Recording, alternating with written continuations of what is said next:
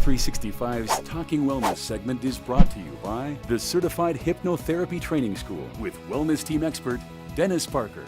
Hey everybody, welcome to Talk365's Talking Wellness series. If you are watching this video right now, it means that you saw Dennis and I on Talk365 and you want more information, and I'm telling you, you have come to the right place because I have given Dennis a power nap. He's had 5 minutes in the chair and he is ready to talk longer with me, aren't you? I'm ready. Do you need 5 more minutes? No, I'm good. I haven't exhausted you too much? No, we're good. Okay, so today we are talking sports, we are talking sales associates, and why hypnotherapy works so great for both of those. I know you got a lot of examples that we didn't address, so let's just first start at the beginning. We'll talk a little bit like we did in the show about how it works and why it works, and then, you know, I just want some more examples. I want you to talk more about people who have actually benefited, specific stories. Just, you know, go long, Dennis, tell the whole story. Feel free, we've got the time, it's the website, we can talk forever.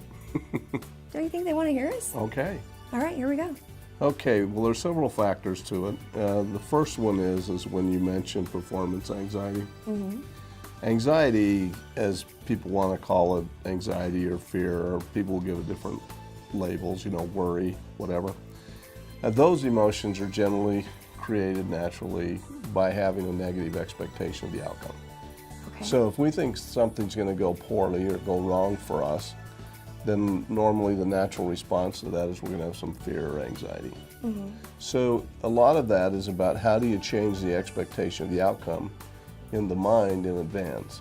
Mm-hmm. And if somebody has past memories where they didn't perform well, so let's say in sports, for example, I worked with one LPGA player that every time she got on the 14th hole of this particular golf course, she always had this image in her mind that she was always going to slice it off to the right, right? Okay. So the problem is that every time she did that on the tee box, every time she let that former memory go through her mind, actually what happens is, people want to call it muscle memory, but I don't believe that actually exists. In my world, everything starts as a thought.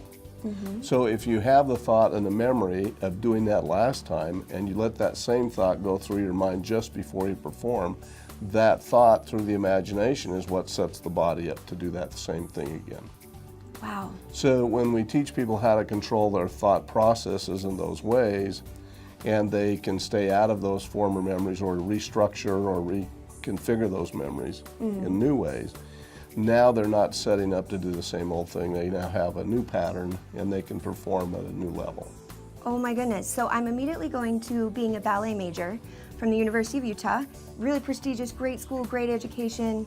Go you ballet department. But I always learned muscle memory was a thing, and it was so important that you develop the correct muscle memory, and I think it is to an extent, but where I know you are 100% right that there is something in that theory that just doesn't work.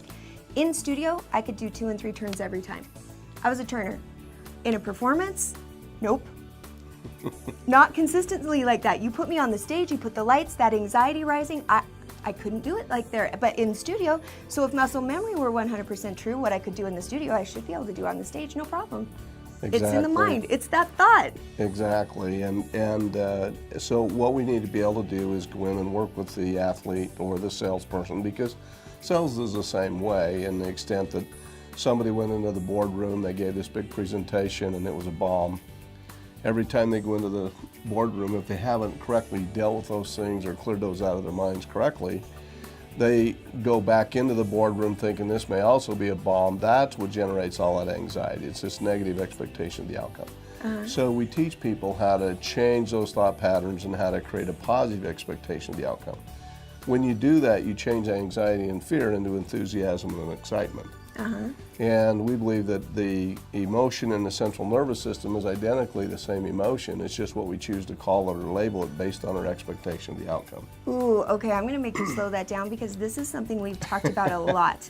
And I actually so love this because I am a former sufferer of a lot of anxiety. A lot of panic, a lot of anxiety. It wasn't debilitating. I definitely knew how to manage it, but it didn't mean my heart wasn't pounding or I wouldn't get that slow down effect of having it happen. And what you are saying is that the same feelings you are feeling when you're having that anxiety, your heart pounding, you're starting to get nervous, you're starting to sweat, If your emotional content going through your head is thinking excitement and happiness and creating awesome in your life and your world and things are awesome around you, it's the exact same chemical breakdown in your body. The same thing is happening when you're excited and happy and super great in your life and your world as when you're panicking and having an anxiety attack. Only difference is your thought process, which is amazing because you change the thought, you change the experience. That's right. So by learning to manage those thoughts again, and what we call mind management here, is we teach people how to do those kinds of things. So for example, yips in golf, and you brought that up. Yips in golf is an anticipation of doing the same mistake over and over again. And so when a person comes up and as they go to perform, just before the stroke, if they have that same thought go through their mind they've always had, well, I always do this in this deal, then the body sets up and performs the way it has been told to perform through their mind and their imagination. But again, it's a matter of teaching people how to restructure that, how to change those thought patterns so they have a different outcome as they have a different expectation of the outcome differently than the old negative expectation of the outcome. And that really does change everything. I think the best yip example is Charles Barkley, right? Sir Charles? He's a classic, yeah. It's fun to watch him. Oh my goodness. Do you not want to get your hands on him? You can almost see that it's happening. You can almost see the thought process when you think about it that way. Yeah, well, the other thing that we do in hypnotherapy for sports performance is that people have in their subconscious mind, they have fixations of past experiences again that are still emotionally charged. So fixation is a memory that carries emotion with it. So when you think about it, you get angry still, or you get fearful, or you have some other reaction to the memory. And so just a quick story, I worked with one collegiate golfer who was preparing to go on the LPGA tour.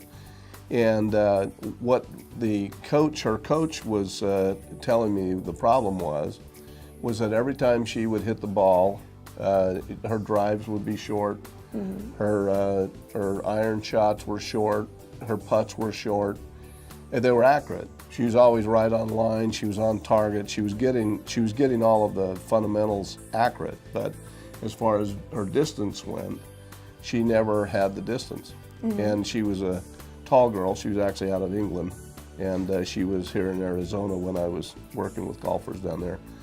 And so we did the session, and through these processes we can go back into the mind and actually trace the emotion back to the thought process that's actually creating the problem. And in her thought processes, she had two experiences in her youth that had actually set her up for this problem. One of them was her father was a big golfer and wanted her to be a major golfer and started her out very young, 3 or 4 years old. But she had this memory of being in the house, and her father was teaching her how to golf as a 4-year-old.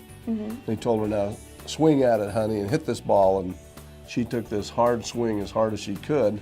The club came back over her head, and her father was behind her coaching her. She caught him in the side of the head and cut him all the way along his head.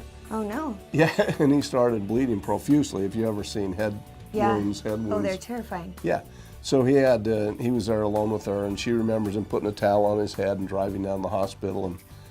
And she had this fixation and belief in her mind that if I ever give something all I got, somebody's going to get hurt. What? That gives me chills. Yeah. Wow. And so the next experience she had 2 reinforcing experiences. She was in school in 6th or 7th grade. She was playing kickball. And she decided one day, the bases were loaded in her little kickball game. And so she decided, everybody wanted her to kick a home run, right? So she gave it all she got, and she kicked that ball as hard as she could. And just at the time, it went off track a little bit, but just at the time the ball was sailing out there, her teacher opened the back door to have everybody come in from recess, and this ball hits the teacher right in the face. Oh no. Oh yeah. no. And so the teacher's upset and yelled at her and, took it out on her. And so she had these 2 reinforcements that if I give something everything I've got, somebody's going to get hurt. And that was the subconscious belief that was holding her back and never allowing her to take full swings and get the full distance out of everything that she needed. And prior to having hypnotherapy, Were those memories at the forefront of her mind? She Was that didn't- something she like she recalled? She had no idea that that was the problem, what was going on. Wow. But that's the beauty of what we do, is we know how to work with the conscious mind and the subconscious mind. And certain levels of hypnosis or trance, pondering we call it, give us access to the conscious and the subconscious mind at one and the same time. So the person can finally consciously know what it is that's really bothering them down here. And then through our processes, we help them restructure it, reframe it, whatever term you want to use. Desensitize from those experiences by altering the perception of the memory, desensitizing the imagination, and then that collapses the emotional content.